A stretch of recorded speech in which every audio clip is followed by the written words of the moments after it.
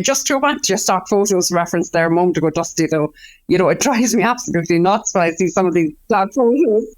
And they've perfectly manicured nails, makeup like the just about themselves. There is no woman on earth that looks like that on the building site.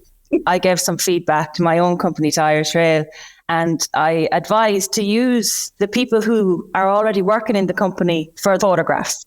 We attended the iWish event in the RDS, and there was a poster bigger than myself of me in my high vis standing on a platform. And like that, they've acknowledged what you just said, Mary, is that it's very important to make it look real. We can, of course, go in with our nails painted if we so choose, but we're not like that every day.